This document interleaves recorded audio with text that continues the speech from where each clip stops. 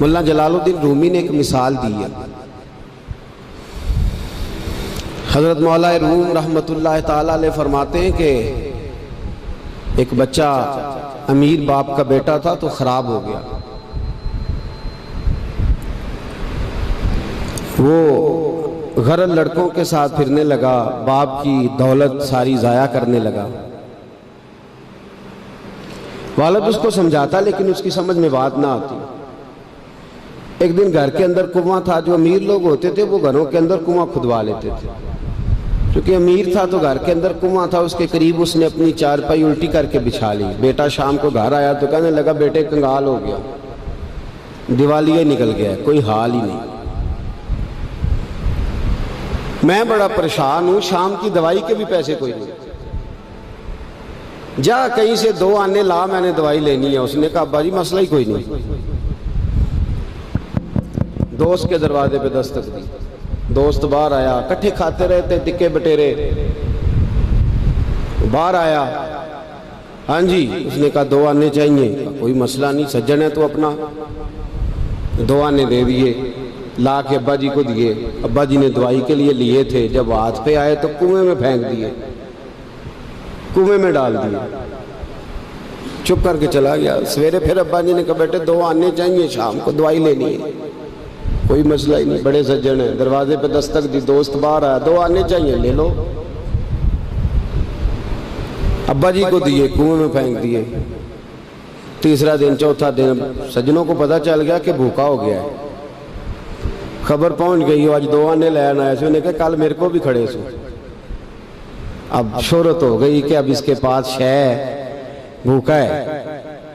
اب دروازے بند ہونے لگے، کھڑکیاں بند. انہوں آدھے میں کار کو نہیں. اب حال جو تھا وہ خراب ہونے لگا. کوئی نہیں پوچھنے والا، پریشان ہو گیا. ابا جی نے تو 2 آنے مانگ لینے ہیں شام کو. ملا رومی رحمۃ اللہ تعالیٰ علیہ فرماتے ہیں شام ہوئی، صبح دن چڑھا تو اٹھا. ابے نے کہا 2 آنے. اپنے شہر میں مزدوری بھی نہیں کر سکتا تھا، سارے جانتے تھے کہ چودھری صاحب کا بیٹا ہے، سیٹھ صاحب کا بیٹا ہے. دوسرے شہر چلا گیا. میری باتوں کی سمجھ آ رہی ہے آپ کو؟ دوسرے شہر گیا، مستریوں کے ساتھ مزدوری کرنے لگ گیا. شام ہوئی تو چھالے پڑ گیا، تو پیروں تک پسینہ نکل گیا. سخت آزمائش کا شکار ہو گیا. 2 آنے کما کے لایا اور وہ آنے ہاتھ پہ رکھے تو اپنا ہاتھ بھی چھوڑتا نہیں ان پیسوں کو. ابا جی کو دیے نا جب، تو ابا جی نے پھینکے کنویں میں. تو بیٹے نے ماری چیخ. میں کہا ابا جی دماغ کم کر دا جے، بوڑھے ہونے کے ساتھ ساتھ سٹھیا تو نہیں گئے آپ؟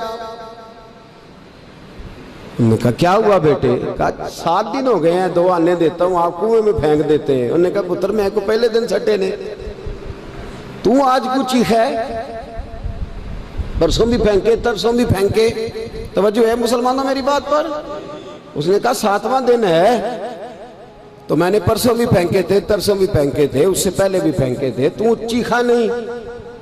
اس نے کہا ابا پہلے ادھار کے تھے، آج بولے نا، سارے بولے محنت کے ہیں. آج پہلے ادھار کے تھے، آج تکلیف ہوئی ہے.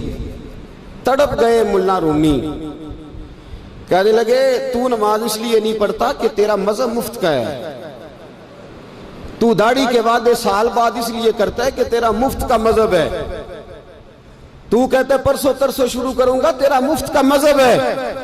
ملا رومی کہنے لگے اگر تو نے قدر پوچھنی ہو تو پیسے خرچ کر مدینے جا اور جنت البقیع میں بی بی فاطمہ کی قبر پہ کھڑے ہو کے پوچھ دین کتنی قدر والا ہے. پوچھنا حضرت فاطمہ سے.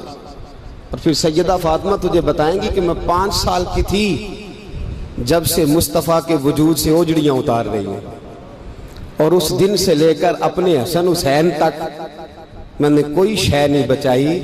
مسلمانوں نماز نہ چھوڑنا، یہ دین ہم نے بڑی مشکل سے حاصل کیا ہے. مسلمانوں قرآن نہ چھوڑنا، یہ دین بڑی. فرمایا جا تجھے بتائیں گے وہ یہ کتنا قدر والا ہے. وما قدر اللہ کا قدر ہی، تجھے کیا پتا؟ تیرا کوئی بچہ کربلا میں شہید ہوا ہے، تجھے کیا خبر؟ تیری کوئی ماں نے پتے کھا کے گزارے کیے؟ تجھے کیا اس دین کی قدر ہو؟ تو نے کوئی تھپڑ کھائے ہیں دین کے لیے؟ تجھے کیا پتا ہو؟ تو مفت میں کہتا پرسوں رکھ لوں گا، ترسوں رکھ لوں گا، میں شروع کرتا ہوں، میں دیکھتا ہوں، میں آتا ہوں، میں بس فلاں کر، کیسے؟ تجھے کیا خبر ہو؟ دین نبی دا او کی جانن، دنیا دار کمینے دین نبی دا جانن والے سوں گئے وچ مدینے، کیسے قدر کا پتہ چلے؟ پوچھنا حضرت بلال سے، کتنا مہنگا ہے یہ۔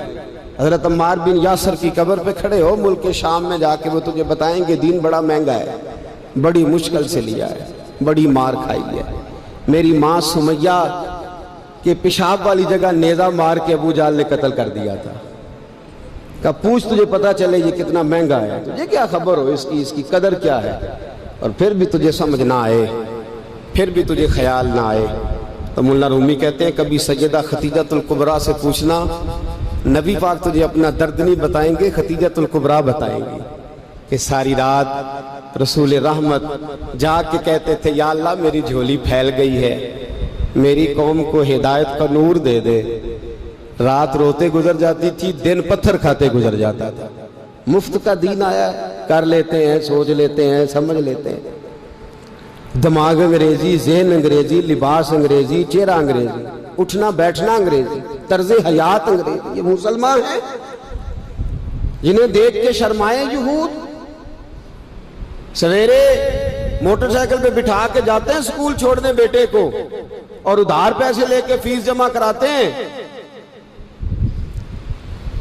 لیکن قاری صاحب کے پاس بچے کا مخارج ٹھیک ہوئے ہیں کہ نہیں، اس کی کوئی فکر نہیں کسی کو۔ قرآن شریف ہے، قاری صاحب پڑھانے آئے ہیں سائیکل پہ، بیچارے 1000 روپیہ لینا ہے انہوں نے، وہ باہر کھڑے ہیں دروازے پہ، اور نواب صاحب کے بچے اندر بیٹھے۔ وہ کہتے ہیں اوہ قاری صاحب تو دسنا یاد نہیں رہا، بچے دے پرسوں دے نان کے ٹر گئے نالے تسی تے قاری ہو، ایڈے کو قاری ہو، چھوٹے جے مسجد دے مولوی ملوانے، پھر آ جائے پھر کیڑی گل ہے؟ ہاں وہ ایم ایس سیٹ والا ٹیچر ہوتا تو اس کو پہلے کال جاتی یا آج آپ نے نہیں آنا۔